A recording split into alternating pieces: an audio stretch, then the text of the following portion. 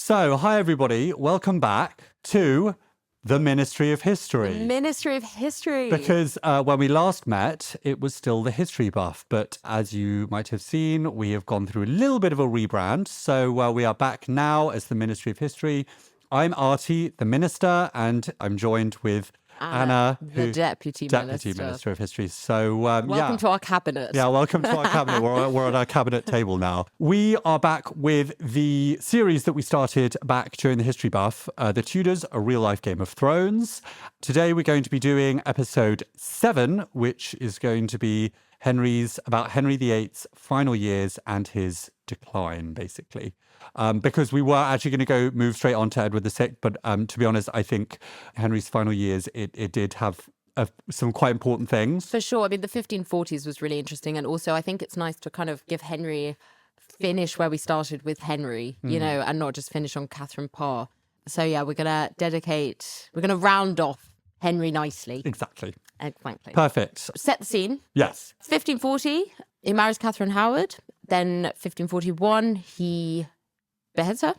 And then we're on to the kind of final years of Henry's life, which actually a lot happens. And I mean, I guess if you could really give some background to it, it's all with him after, this humiliation with Catherine Howard, who basically cheated on him with Thomas Culpeper. So embarrassing. So obviously him as a king, that's very embarrassing. And but also his injury that he got in a jousting accident is really starting to affect his personality.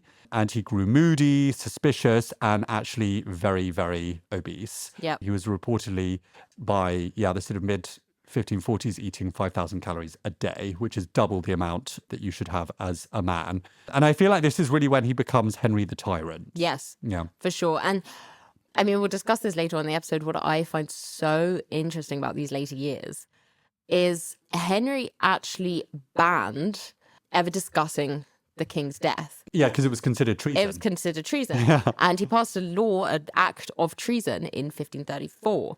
And if you fast forward 13 years, everyone is so aware of Henry's decline. All his subjects, he looks like he is the picture of hell. Yeah, literally. He would be the front and center. No one can talk about it because it's treason. Front and center of NHS's obesity. Yeah, he'd be on the packets of cigarettes. That's exactly. Oh my god, that is exactly what you would see. Oh my god. Don't be like this person. Yeah. And so what's really interesting is 1540s, I see as Henry's kind of midlife crisis. When you get to your later years, you have a midlife crisis. So you kind of pull out, it was David Crowther said that you kind of pull out your old denim jacket covered in sequins and you try and have a new lease of life and you try and you kind of you have a midlife crisis. You buy yourself a Porsche and you put your hair like the same style you were wearing 30 years ago. And the same thing that the 1540s, I felt like Henry had a midlife crisis, basically tried to relive every dream he had in his youth. Well, that's partly what he did in marrying Catherine Howard, because she was so young and made him feel young again. Exactly. Yeah, exactly. It gave him his mojo back. Exactly. He's chasing. We see in the 1540s, Henry is chasing his youth and chasing his dreams and kind of desperately scrambling to achieve what he thinks he should have achieved. Yes. I.e., have a wife that lost more than exactly. 2 years. So now obviously we did an episode about the last 3 wives in the last episode. So that's obviously background to this episode. We're going to talk more detail about the events in the final years of his reign. But yeah, it's a shame, isn't it? Because when he came to the throne in 1509, he was, the Renaissance king, and he was known for his amazing humor, his amazing, he was very interested in art. He was very, he embodied active, the ideal. Smart, yes, learned. He was fabulous and he could have really achieved great things. I mean, obviously that's a perspective. I mean, perspective. Whether or not what he achieved was great, it was hugely impactful. It was impactful, but I guess whether it's great or not depends on your point of But view. I suppose it is sad when you think of the Henry that, in that last decade, that decline. Yeah, 38-year reign, the way it ended. Yeah, exactly. It was, there are no pictures of this, but he was basically in what was kind of considered as a medieval wheelchair. Yes. I mean, he was transported Because he was around. so fat. He was huge. He was and he enormous. couldn't walk because of the ulcers. They in had to his like legs hoist him up using like winches and stuff. I mean, he was very, very ill. Yes. With everything that happened, it gave way to huge paranoia. He was in a lot of pain. He was short-tempered.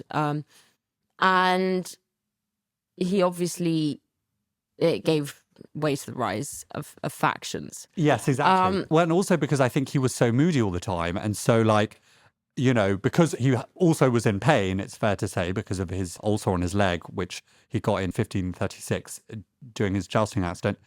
And he was in all this pain and it just made him very bad-tempered. But also what's interesting about this period is that he started the Reformation and he starts to sort of go back on it a little bit. For sure, you have the 6 articles. I think Henry was slightly alarmed at how far it had gone. You know, of course, you basically split into kind of the more evangelical Christians and the Catholics. Yes. And I think it's one thing to isolate yourself from a foreign power. It's another thing to basically rewrite a faith. And, you know, it had already been pretty hard with, you know, pushing things like, basically, it was Cromwell who decided that 4 of the 7 Catholic sacraments were not actually sacraments.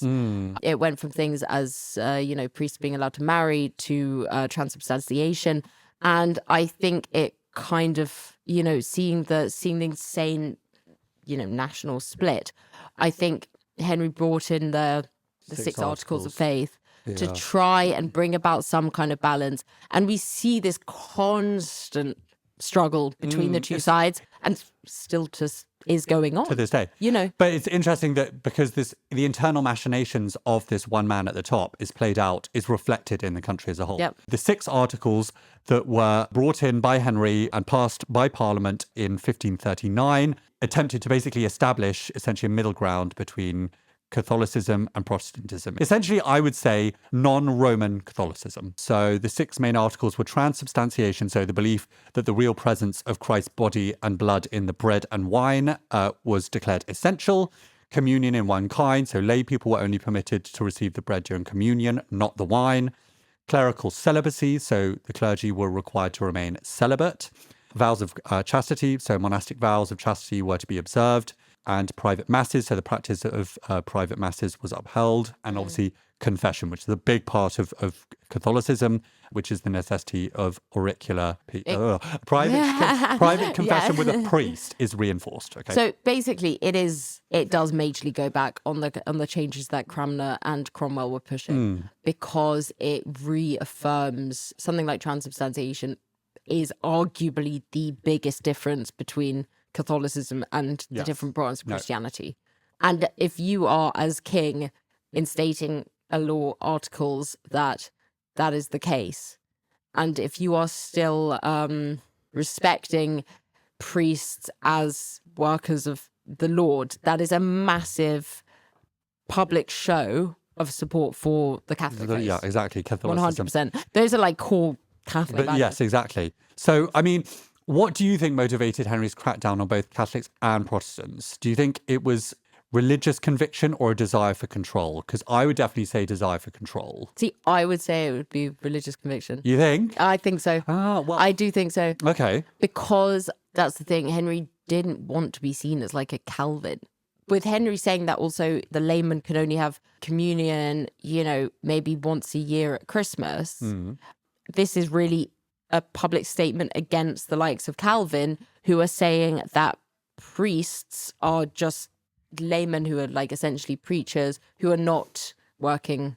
They're not like special. So obviously the 6 articles came in 39, just before in 1540, the last 2 abbeys were dissolved, which was Shap Abbey and Waltham Abbey. Right. So I think that Henry at this point finds himself in the 1540s. His coffers are so full from the abbey, from the dissolution of the monasteries.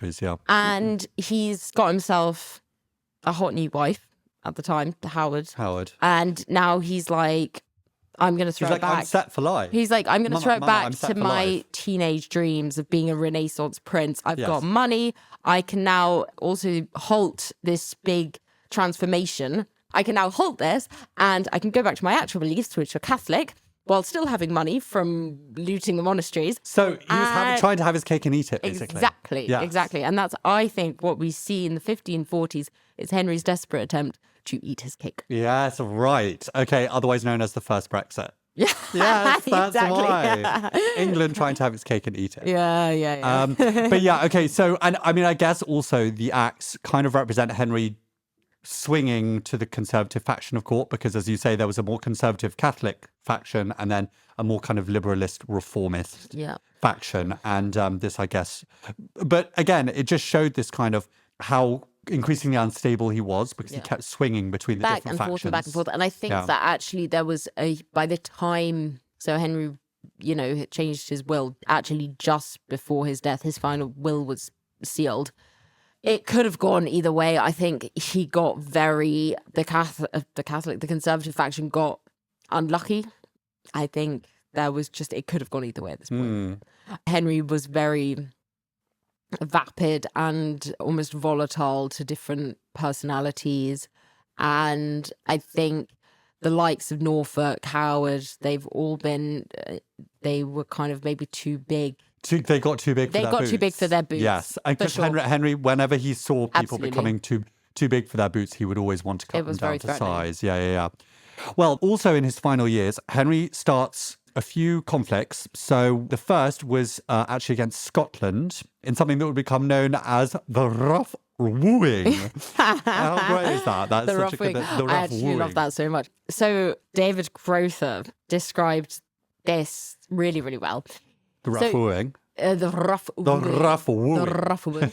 So he said, obviously, Henry's focus has always been France. Since the Edward III, since Henry V, the focus of the King of England is to gain land and territory and invade France. Yes. Now, David Crowther described Scotland as, when it's really windy outside and you have your back window open, and then if you open your front door, you get this huge wind coming through and it kind of knocks over all your possessions.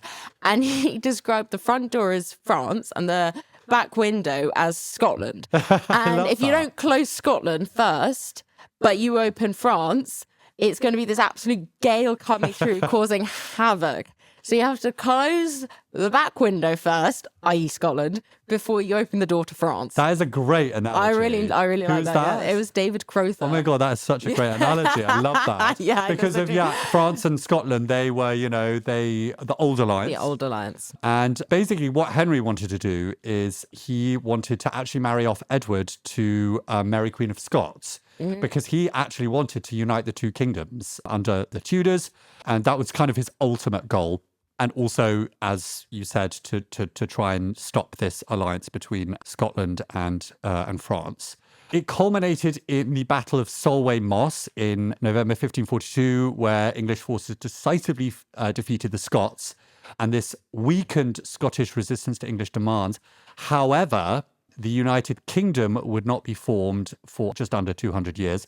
He ultimately doesn't win against the Scots. It actually drags on for quite a few more years until actually after his death.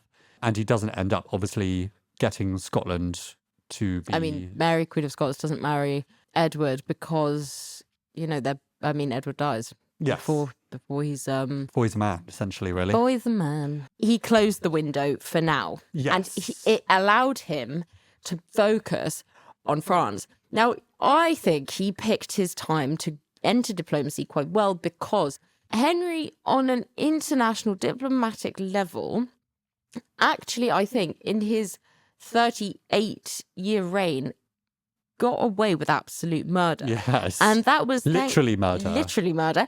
And I think that was thanks to the fact that Charles V and Francis I, France and the Holy Roman Empire, were so constantly battling and having it out that Henry managed to maintain a kind of diplomatic yet not overly exerted figure where he wasn't dragged constantly into battle and he could focus. The whole of the 30s was spent on domestic issues and he could kind of stay out of it because Charles and Francis were constantly fighting. Right. And I think in the 40s, he picked his moment quite well because Francis the First actually, so France signed a treaty with Turkey.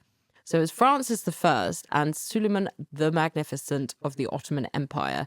And this was a scandal that a Christian, king, France, would sign treaty with the Ottoman Empire against the Holy Roman Empire.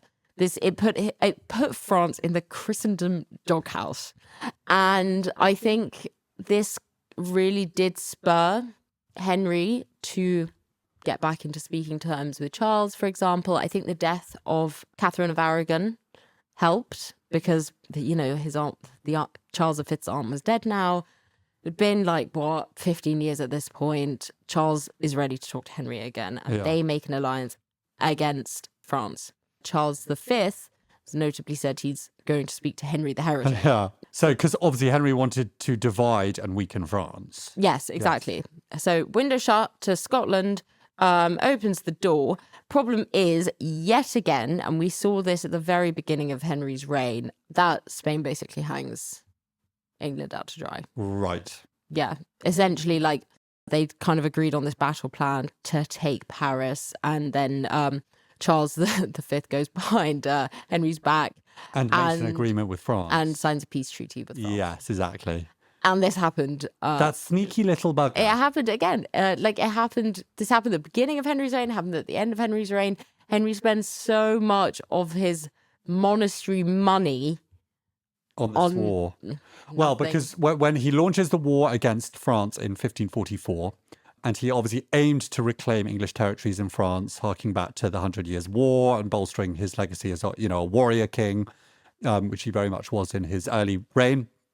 But specifically, he wanted to basically secure Boulogne and assert dominance over that key French region. Well, he actually wanted Paris, but he didn't get as that far. So he settled with Boulogne, which is a good PR victory, I guess. Yeah. But he only managed to secure it for 8 years. Also the upkeep of it and defense of it drains England's coffers. Yeah, exactly. And by the time you've got Mary on the throne, it's gone. Because Edward failed to hold on to it. Yeah, no, exactly. So very costly. Yeah, the betrayal by that sneaky Emperor Charles V. And no lasting gains. I do also think that Henry's declining health had an impact as well. It's true. And shout out the Mary Rose. Oh, the ship. That's yeah. So this, have you seen the Mary Rose? I think so. Yes. Where is it? Where is Portsmouth? Yes. Yeah. No, I've seen it. It's really it's fabulous. Cool. Is it actually the same one from? It's the Mary Rose because it's sunk near the Isle of Wight. But so they brought it up. They brought it up. They found it. I can't remember when That's they crazy. found it. I'll put a picture up so you guys can see. 1545, I think the Mary Rose sank near the Isle of Wight. Yeah. That's crazy. Yeah. Wow. You should trip. I'm feeling a trip. We have so many of these. We need to start listing the places we need to go, and then we're going to go there. Okay, guys, we've got lots of fabulous content for you. That gets a shout out for, and it was Henry's pride and joy. Yeah, because also fantastic. Henry now is really establishing the Royal Navy as a force. Because I think a lot of people think it was Elizabeth I. It was actually Henry that started the Royal Navy, but then Elizabeth was the one who made it great. She was the one who really started exploring, and obviously the Spanish Armada, all of that kind of stuff. So but Henry was the one who really started all of the ship building, and basically setting the Mary groundwork. Rose was imagine if the iPhone 20 came out these days. It was spectacular. It was until it sank. Even though it wasn't built. She was launched in 1511 and served for 34 years. Crazy. And then she was built between 1509 and 1511. Henry's favorite ship. This was in his Renaissance ideas. Yes. One of the first things he does when he comes to the throne is starts building a beautiful fleet of ships. Yes. And the Mary Rose is his favorite. So Royal Navy, Henry VIII is the one that started it. Yeah. Okay, so another thing that Henry ends up doing in his final years is actually yet another act of succession. Okay, so in 1543, he actually restored his daughters, Mary and Elizabeth, to the line of succession after they had been declared illegitimate earlier in his reign. And this is, I think, partly because he's worried about leaving the throne to a minor. I mean, we see this in Scotland because obviously you had James IV, who's married to Margaret Tudor. He dies at the Battle of Flodden, and then James V, he's less than 1 year old, and he is actually technically the king, well, for until his death. You know, by the time he dies, he's like 30. And then again, his daughter, who's the Mary Queen of Scots, she is then, it leaves another minor. So this is, I think, why you have Scotland. The problem with Scotland is you have long periods where less than 1 year old is on the throne. And this is why I think it's quite hard for, you know, Scotland at this time to have this big invasion. Well, and all of the noble families were increasingly becoming Protestant and were against the royal family because they were still Catholic. It's true. It's true. I mean, it is worth noting that Scotland does defeat Henry's army at the Battle of Ancrum Moor. Yeah. But then Henry retaliates with a big sacking of Edinburgh. So, yeah, but basically... going back to Henry VIII, you don't want to risk leaving everything. Yes, so he sets in the new Act of Succession the order of succession as Edward, his son, and then Mary, and then Elizabeth. And this would obviously then have Edward, then Edward's heirs. Edward's heirs, Then, yes, that's it. Then Mary and Mary's heirs, then Elizabeth and Elizabeth's heirs. And the problem was there is a lot wrong with this because the marriage to Catherine of Aragon is technically annulled, which means there's a lot of historian speculation if the will was actually written and signed by Henry, if it wasn't... like forged? If it wasn't rewritten after his death. Oh, wow. Because at this point, and this is quite interesting at this point, so Henry is no longer going through signing everything. Basically, you had two clerks who give Henry like a list at the end of the month saying what they've signed off. Basically, they have permission to forge the king's... To act on his behalf, to forge his signature on documents, because otherwise he's going to spend all day signing stuff. Yeah. And one of them was in December. At the end of the month, they basically declare what they've been signing. Right. And Henry dies in January, and it's not till the end of January that the will is basically on the to-do list, and it's put the very, very top. When actually, if it had been signed in December, it should have been on the to-do list at the end of the December month. Right. So it was ready, but it wasn't yet passed by Parliament and on the statute. Well, it's like you have people like David Starkey who are like, it was rewritten and re-signed, right, by senior people in Parliament to give them more riches. I personally don't think that's the case, right? But there is this whole conspiracy theory. This whole whole theory, whole historical theory that, you know, it was it was manipulated, so to speak.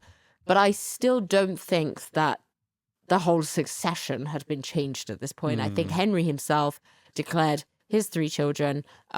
Priority obviously goes to Edward.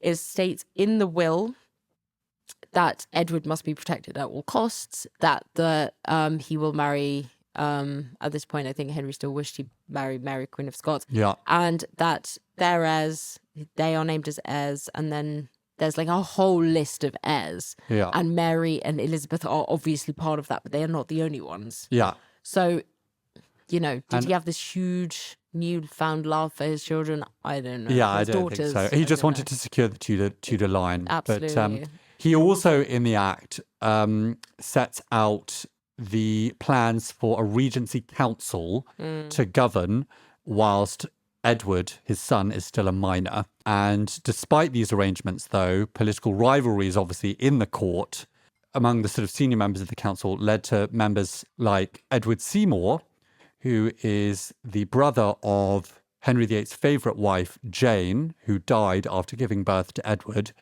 So it's also Edward's uncle. Yeah, Edward's uncle. And so it led to him consolidating his power as Lord Protector. So he's basically then puts himself in pole position to essentially become regent. Even though it was a council of different people, he essentially then secures his place as becoming the most powerful person in the country after Henry's death. The reasons why he changed the Act of Succession is obviously, stability. Do you know what's interesting though? So Henry dies on January the 28th, 1547, which is the same day that Henry VII was born. The same really? Date. Well, not date, sorry. Yeah. Well, say same date of the year. The same. So Henry VII was born on the 28th of January, and his son Henry VIII dies on the 28th of January, which I just think is fact. a little nice. What's the word? Circle of life. So... No, it's come full circle. Come full circle. The circle of life. No, but that is true. So obviously throughout 1546, Henry has become so large and his health was so bad that, as we said earlier, he had to be wheeled around in a wheelchair and hoisted using winches. By January 1547, he was bedbound and drifted actually in and out of consciousness. And his doctors knew that the end was near. But as we said, it was... They couldn't talk about it. Yeah, they couldn't talk about it because if they said to him, we need to think about, summoning the Archbishop to administer the last rites, that's actually treason as declared by Henry. Yeah. So they're all kind of there. All the doctors are there kind of just like, oh God, who wants to tell him? You tell him. No, I don't want to tell him. You tell him. Who was it in the end who It was the conversation someone called Sir Cranmer? Anthony Denny. Yeah. Who was a courtier who mustered up the courage. He was like... And then walked inside and said, Should I call Cranmer? Cranmer? He does so to administer the last rites. Henry And Cranmer came from his house in Croydon. Actually, what? Henry asked for him. I think what Henry did is ask for Cranmer. Anyway, by the time Cranmer arrived from Croydon, Henry was on his last legs. And couldn't speak. His last words were to summon Cranmer. But by the time Cranmer gets to Palace of Whitehall, Henry is unconscious. This is just after midnight on the 28th of January. And he goes to Henry's chambers, basically says to Henry, give me a sign if you believe in salvation through Christ. And at which point it is said that he squeezed Cranmer's hand. And then he died 2 hours later. So just after it's kind of, I would not, it's kind of hard to do your kind of last rites passage, this whole like religious ceremony when, you don't want to say the wrong thing because Cranmer was definitely more like radical or more liberal. Oh yeah, because he was a Protestant, wasn't he? I mean, he was such a Protestant. Yeah. It was always said it's incredible how long Cranmer lasted. Yeah. Because, but anyway, how do you like pray for Henry's soul? Like, yes. How Catholic do you go? Yeah, because also that's the thing. Cranmer was reformist, Protestant leaning, who was kept in check by the 6 Articles. Well, no, but because then also Henry dies a Catholic, but just not a Roman Catholic. So yeah, that's an but interesting... Cranmer's the one who's blessed. Yeah, Cranmer's not Catholic at this point. Yeah. So. Although ultimately no last rites were actually administered because he died, and because he didn't probably. Yeah, because he was unconscious. Yeah. So yeah, that's the thing. So he passed on to the next realm. Which is kind of ironic. Yeah, it is actually kind of. So didn't have any, he couldn't confess. So, but but that would have taken so long. Anyway. Exactly, yeah. It was probably good he kind of passed out because that would have killed him. Yeah, it would have killed him, yeah. Okay, so shall we finish by saying, what do you think his legacy is? What do you think, if you could sum up in a couple of sentences what his legacy is, what do you think it would be how can we feel Henry VIII's influence on England and Britain in general today? I mean, constitutionally, there's so many influences. I think that to supremacy. I mean, is Parliament. Huge. Parliament, because he actually was the first monarch to really use Parliament to legitimize his royal authority. Yeah. So he got most of his legislative power base through Parliament. And so that actually really did start Parliament's, True. I mean, if you think about the factions we have today in Parliament. Yes, probably started in his court. I mean, yeah, it's not like those... That's where the party system probably came from. It's probably like, it's not like they ever came together and were like, oh, let's unite in one party. I mean, even look at Catherine Parr. She then goes off to marry. She married Thomas also the Seymour. same later that year. Thomas Seymour, yeah. And he's one of the Lord Protectors. Yes. So Catherine Seymour is like Catherine Seymour. Well, she would have maybe been Catherine Seymour then. Yeah. But So no, it's to all like history is really Catherine Parr. intertwined. All really, really intertwined. Yes. And it's actually interesting that Francis I of France dies a couple of months after Henry. So it's kind of that whole era Yes, of the whole Renaissance generation, yeah. princes Yeah. have. It's quite funny that they almost came together to fight one last time just a couple of years prior to this in Boulogne. Yeah. It's like they did come again full circle. Yes. But yeah, that was what was actually achieved. I Yeah, don't know. what was So actually achieved? chaotic. But despite what you think of Henry, whether it's good or bad, if you think he was an evil tyrant or if you think he was, a great monarch who did amazing things for England and for Britain, Yeah, one cannot deny just how impactful he was. impactful, notorious. I guess that's the bad way of saying of describing his legacy. But you cannot deny his impact on British history. Like, the precedent for the monarch's headship of the church continues in the modern day of the Church of England, with the reigning monarch serving as its supreme governor. Yep. And But still being able to keep the title Defender of the Faith. Defender of the Faith, So- yeah, exactly. And also, obviously, yeah, as I said, parliamentary sovereignty. And I think you could argue a sense of national identity. Yeah, I mean, look at Brexit. Yes, exactly. Brexit is like the break with Rome of the Point two. 21st century. Point two, yeah, Mac 2. Yeah. Point 2. I mean, yeah. this is honestly, I always say this is a bit of a problem with having studied history and being passionate about history, because we see history repeat itself Yes, all the so time, true. and no one seems. And that's what's so frustrating. Yeah, no one seems to learn anything. So true. So history is very, very important. It is. Okay, guys. So make sure you subscribe and like Ministry of History content. Exactly. And comment down below. Come on, help me. But yeah, anyway, guys, thank you for joining us. That is it for Henna's the 8th. I hope you've enjoyed our 4 episodes on Henry VIII. But yeah, I hope you guys There's still so much more to There's come. still so much more to do. Mary I, Edward VI, Elizabeth I. So we've got those episodes coming up. It's funny, for we're you not very soon. even halfway through the monarchs. Yes, I know. And it's because we did so many about Henry, but there was obviously, as you guys could have seen, a lot to talk about. I even thought we tried to condense it down. Like, don't even get me started on the European stage and the Yes. overseas exploration of that period. I That's know. fair. Yeah, well, we're That's for a looking... whole new series. Yes, I know. Well, we're looking forward to getting into that. Would you like to do a series on that, by the way? Yeah, That would be cool. Just gonna. Because that's what you did at uni, right? Yeah, Cool. I okay. did. Yeah. Overseas. Well, whatever. Okay, well, let's wrap it up. Cool. Okay, guys, thank you for joining us, and see you next time. Bye.